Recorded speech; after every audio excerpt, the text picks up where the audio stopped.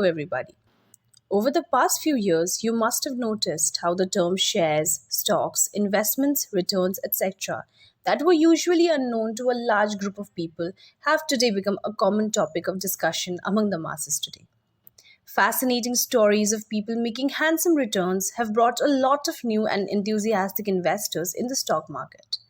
We have also seen a lot of new public issues, that is, the IPOs, with very enthusiastic participation by the retail investors.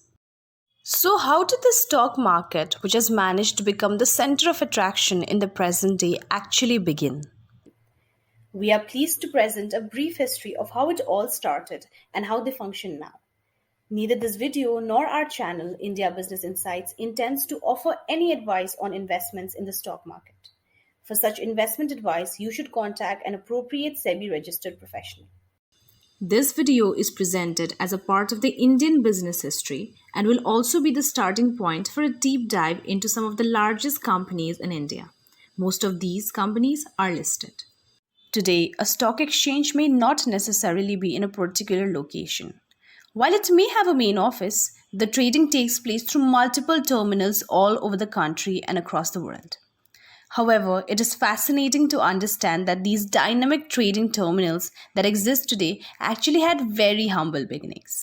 It is generally understood that our first stock exchange was a large banyan tree in Mumbai's town hall, neighborhood that provided shade for the trading floor when the Indian stock market first began in 1850.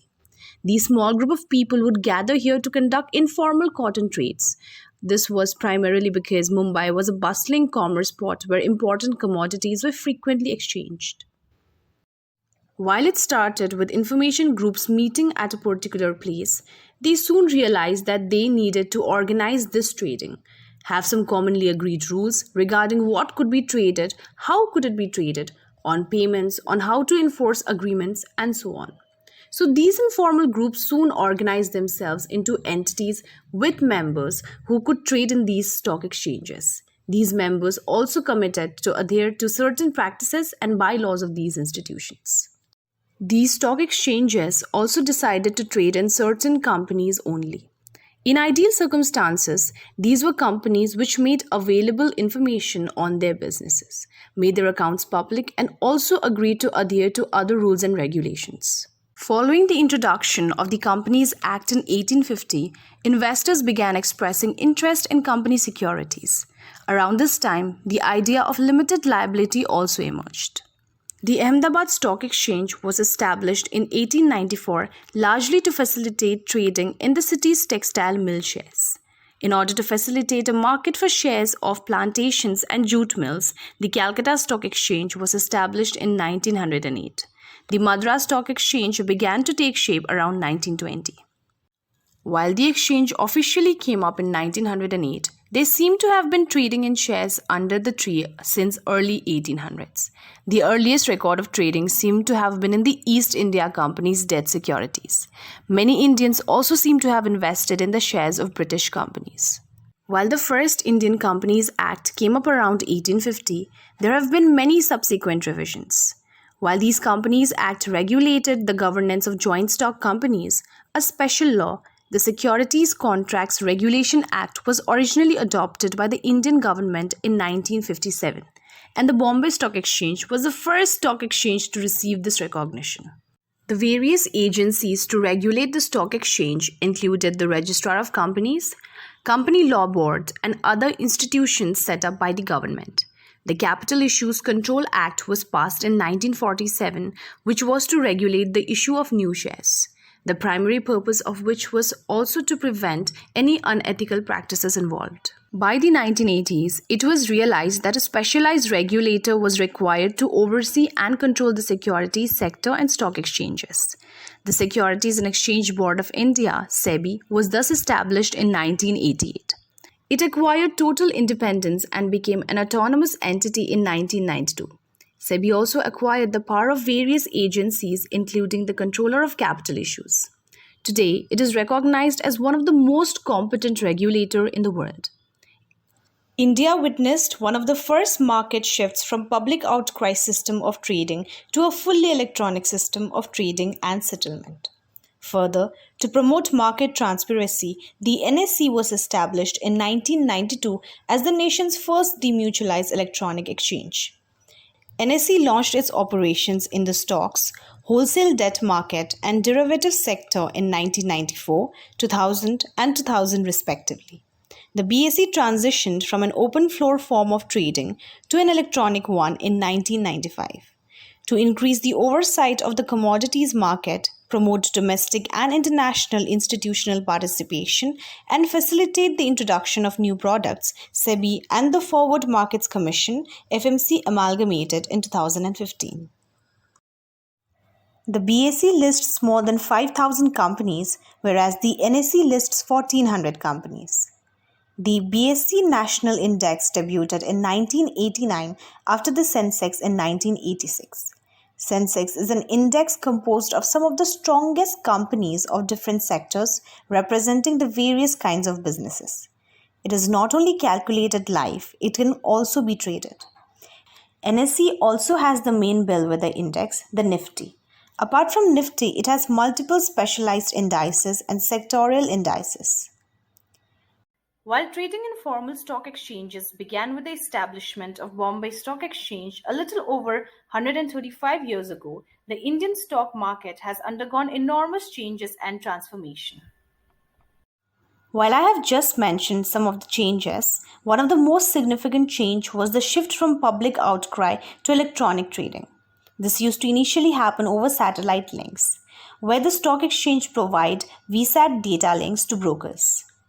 The number of investors significantly grew after NSE and later BSE introduced internet trading to the Indian stock market.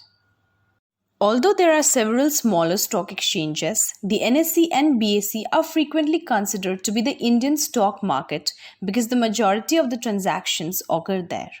The Indian stock market was significantly stirred in the direction of its current state by both bourses. The Securities and Exchange Board of India, in addition to safeguarding the interests of investors in securities on the Indian stock market, also keeps an eye on how stock exchanges are operating. This Government of India agency also supports the growth of these security markets by enacting relevant rules and regulations and recommending changes from time to time. How did stock market trading actually start? Following its initial public offer, an Indian company is listed on a stock exchange of an Indian stock market. An initial public offer, that is an IPO, or a follow-on public offer are the two ways that a business can become public by allowing the general public to purchase its shares. The company's shares are accessible for online trading following the listing. The company's shares can be purchased by new investors from shareholders who want to sell their shares. These exchanges do, however, charge a set transaction fee. A mutual fund or exchange-traded fund can be used to invest indirectly in the Indian stock market. However, investing in Indian equities for the long term has turned out to be the most successful strategy for investors. Despite short-term speculative volatility, stock values have steadily risen over the long term. In 1956, the Government of India officially recognized BSE as the first stock exchange under the Securities Contract Regulation Act. The Bombay Stock Exchange's success could be gauged using the BSE Sensex, which was created in 1986. In 1995, the BSE made the changeover to an electronic trading system, which only required 50 days.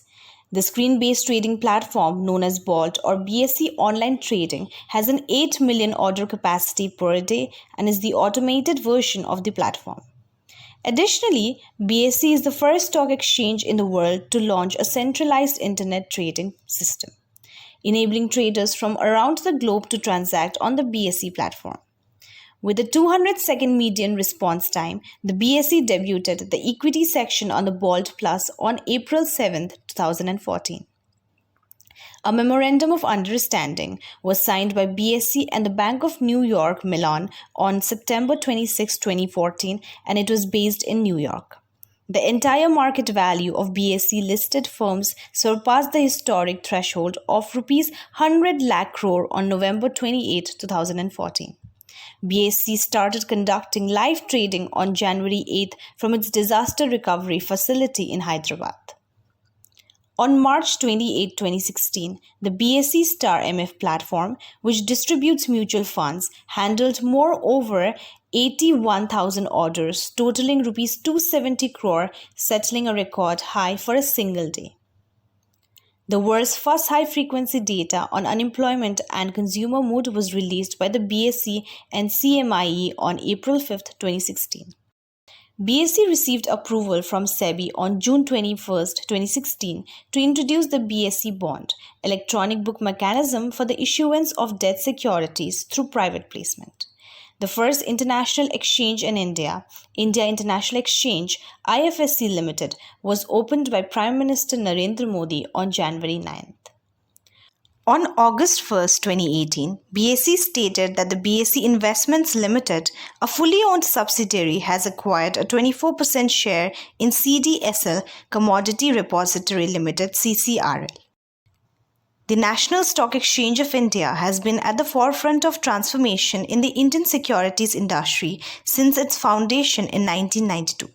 Markets have seen significant changes in this time, including how much capital is raised and exchanged, as well as how much transactions are cleared and resolved.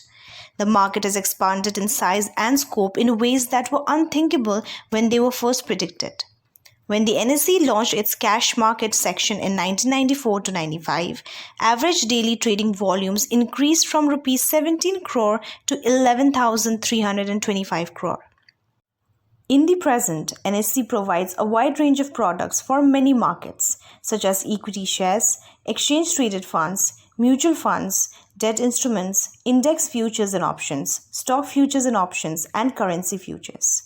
Over 1,400 firms are listed on the exchange capital market, and more than 95% of them are actively traded. More than 3,954 securities are accessible for trading on the debt market. Stock futures and options trade on more than 230 equities and 7 distinct indexes for index futures and options. In terms of volume of contracts traded, the NSE ranks first globally for single stock futures, third globally for stock index futures, and fourth globally for stock index options. Apart from facilitating trading and settlement, raising capital, stock markets also act as a bellwether of the economy. Not only stock markets tell us about the actual state of the economy, it is said that the markets also anticipate changes in the economy. It is necessary to create, maintain, and develop indices on Indian stocks that can be used as underlying indices for investment products as well as relevant benchmarks for market performances. The globe has gradually shifted from active to passive investments over time. Around the world, passive investment vehicles are becoming increasingly popular among investors as a component of asset allocation. The recent underperformance of large cap funds over the last few years has led to an increase in the passive investment through exchange traded funds and index funds. The Indian ETF industry increased faster than the worldwide ETF businesses in the last 11 years. If you watched this video so far, I'm sure you found it interesting. I would urge you to like this video and subscribe to our channel. We are going to bring you a lot of well-researched business stories regularly. We plan to do stories on some of the largest listed companies in India in the coming few weeks, so please stay tuned.